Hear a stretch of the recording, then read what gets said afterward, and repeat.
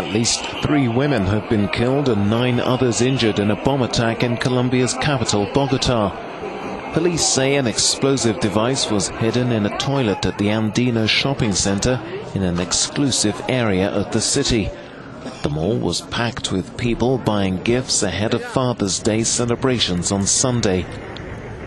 Bogota Mayor Enrique Penlosa confirmed that one of the casualties is 23-year-old Frenchwoman Juni, who was in the city for 6 months to work with disadvantaged school children. He described the bombing as a cowardly act. Nos duele terriblemente este hecho. The young Frenchwoman's mother is thought to be among those hurt. A peace accord signed last year with FARC, the country's biggest guerrilla group, raised hopes bomb attacks might cease. For now, authorities say no other militant or insurgent group has admitted responsibility.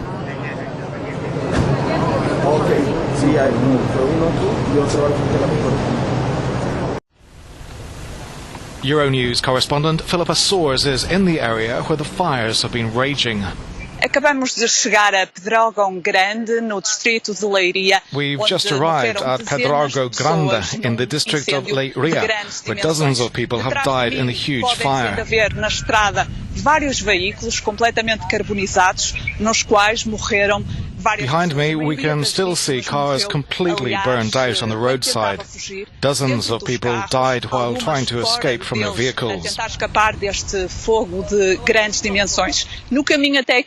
passed through a dense cloud of smoke on the way here. For more than 30 kilometers, there was smoke everywhere. I also saw a firefighting plane trying to get closer to the flames and a helicopter battling to put out the fire.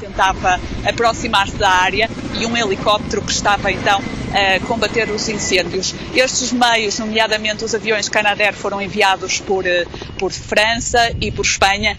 The aircraft were sent from France and Spain, but they've been struggling to get close because of poor visibility. Falta de visibilidade. Há alguns momentos tivemos também a informação, vimos aqui equipas da polícia. Earlier, I spoke with members of the police and forensic teams that have been gathering evidence from some of the cars. I was told they were still recovering bodies from vehicles. Autoridades que ainda estavam a ser removidos alguns corpos destas viaturas. At least 2 people have been killed in an attack by gunmen on a luxury tourist resort in Mali.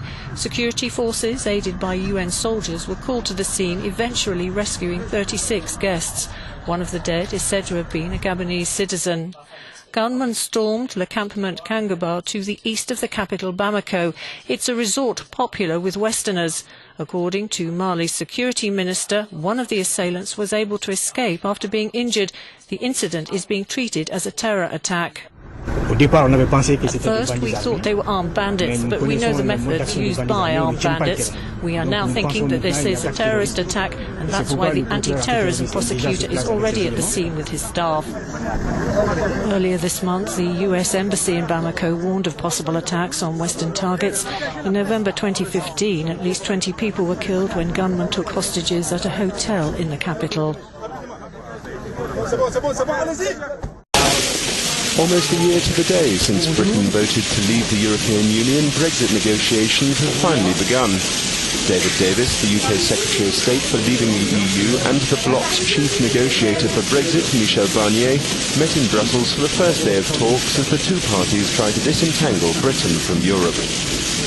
I hope that today we can identify priorities and a timetable that would allow me to report to the European Council later this week that we had a constructive opening of negotiations.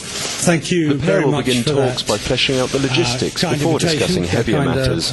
We will do all that we can to ensure that we deliver a deal that works in the best interests of all citizens. To that end, we're starting this negotiation in a positive and constructive tone, determined to build a strong and special partnership between ourselves and our European allies and friends for the future. Now it's crunch time. These talks could last years and will cover a wide range of areas, from a financial agreement to the rights of EU citizens living in the UK. UK police have released images of the inside of Grenfell Tower and have warned the death toll will rise above 58. Prime Minister Theresa May is chairing another meeting of the Grenfell Tower Recovery Task Force today amid criticism from the opposition Labour Party of the government's response to the tragedy. The people I met in the church today, and I've met every day over the last few days, are showing their resilience. They're showing a community coming together to grieve, but also a community frustrated and, yes, angry. Angry not simply at the poor response in the days afterwards from the council and the government, but the years of neglect from the council and successive governments. Search and recovery efforts are likely to go on for weeks, if not months, authorities warn. Police say the almost indescribable extent of the damage from the fire means the bodies of some of those missing may never be identified. Several people have been injured after a van drove into a crowd of pedestrians in Finsbury Park, North London. At least 10 people are said to have been hurt. Unconfirmed reports say 2 people have died. Police were called just after midnight following reports of a collision on Seven Sisters Road. Witnesses claim the vehicle struck people as they were leaving the Finsbury Park Mosque. There are also reports that a man armed with a knife leapt out of a vehicle and stabbed at least one person. A man has been arrested. Police immediately sealed off the area, describing the situation as a major incident. The UK has been on high alert after a series of attacks.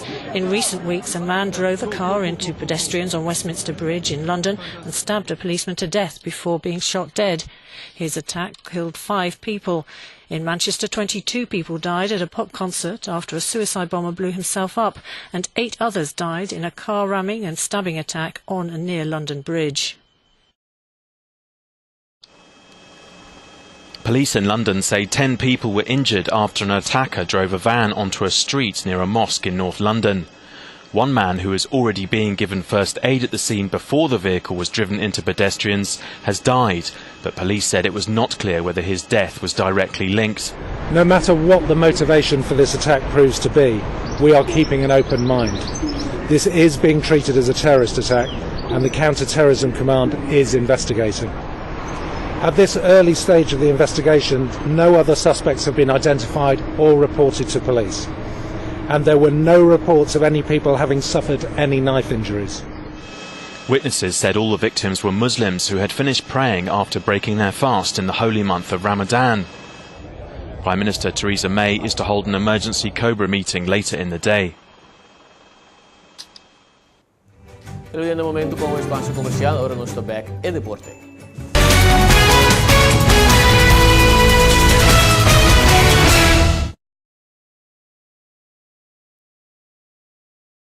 Juice Bar, para comer salud e beber salud. Para juice natural nutritivo, Juice Bar, para smoothies e prato com fruta e